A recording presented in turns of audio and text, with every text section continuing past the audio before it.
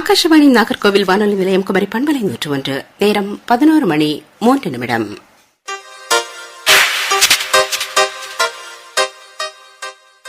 நேர்களை இப்பொழுது பேசுங்க மக்களை பேசுங்க நேரலை நிகழ்ச்சி இலப்பவிளை அரசு தொடக்கப்பள்ளி மாணவர்களுடன் நிகழ்ச்சியை அங்கிருந்து நெறிப்படுத்தி நடத்துகிறார்கள் ஒய் கிருபா கணேஷ், எஸ் தங்கலட்சுமி ஜனார்த்தனன்.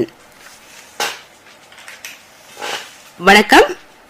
வணக்கம் பிரேமஸ்தா. வணக்கம் அன்பு நேயர்களே.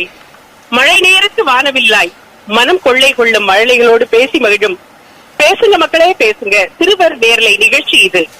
இன்றைய புதன்கிழமையின் முற்பகல் வேளையை இனிமையாக்க காத்திருக்கின்றனர் இலப்பவிளை அரசு தொடக்கப்பள்ளி மாணவ செல்வங்கள்.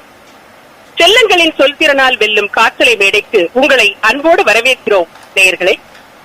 வேலையில சந்திச்சிடலாமா? சரிமா, எல்லாரும் ரெடியா இருக்காங்க, கலகலப்பா இருக்கிறாங்க பிள்ளைங்க எல்லாரும். முகமது ஃபனான். ஃபனான் எந்த கிளாஸ் தாங்கண்ணா? 5ஆம் கிளாஸ். எங்களுக்காக என்ன வச்சிருக்கீங்க?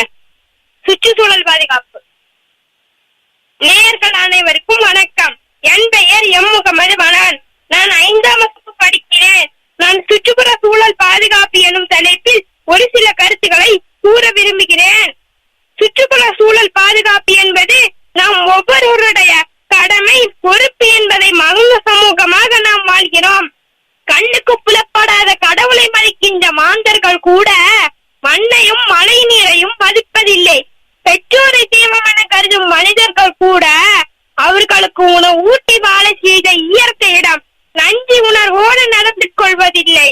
நீரின்றி அமையாது உலகு என்கிறார் வள்ளுவர். அப்படிப்பட்ட மிக முக்கியமான நீர் இவ்வுலகில் மனித கரங்களில் சிக்கிப்படும் பாடு அப்பப்பா. பண்டிகை என்கிறோம், விழாக்கள் கொண்டாட்டம் என்கிற பெயரில் நீர்நிலைகளை மாசுபடுத்துகிறோம். பொது இடங்களில் திறந்து கிடக்கும் தண்ணீர் குழாய்களை கூட மூட மனம் இல்லாமல் கலந்து செல்லும் சமூகமாக நாம் இருக்கிறோம். காய்கறி வாங்க, பழம் வாங்க, உணவு வாங்க என்று எதை வாங்க சென்றாலும் அதற்குடையாக நெகிழிப்பை நாம் வீட்டிற்குள் நுழைகிறது. ரொம்ப சிறப்பா மாணவன் சொல்லிட்டு இருந்தா நமக்காக.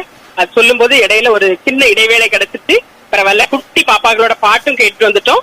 இப்போ தம்பி முடிச்சிடலாமா? இந்த புண்ணிய பூமி மனிதர்களின் தேவைகளை பூர்த்தி செய்யும், ஆனால் அவர்களின் பேராசைகளை நிறைவு செய்யாது என்று காந்தியடியின் வரிகளை நினைவுபடுத்தியவனாக நான் எனதுரையை நிறைவு செய்கிறேன். நன்றி. நமக்கு மிகப்பெரிய அறிவுரை கொடுத்திருக்கிறாங்க. மகாத்மா அவர்கள் சொன்ன வரிகளையும் கோடிட்டு காமிச்சிருக்கிறார். அது மட்டும் கிடையாது, இயற்கையோட நம்ம ஃப்ரெண்டா இருக்கணும், எப்பவுமே இயற்கையை பாதுகாக்கணும் அப்படின்னு ஒரு நல்ல அறிவுரையும் சொல்லியிருக்காங்க.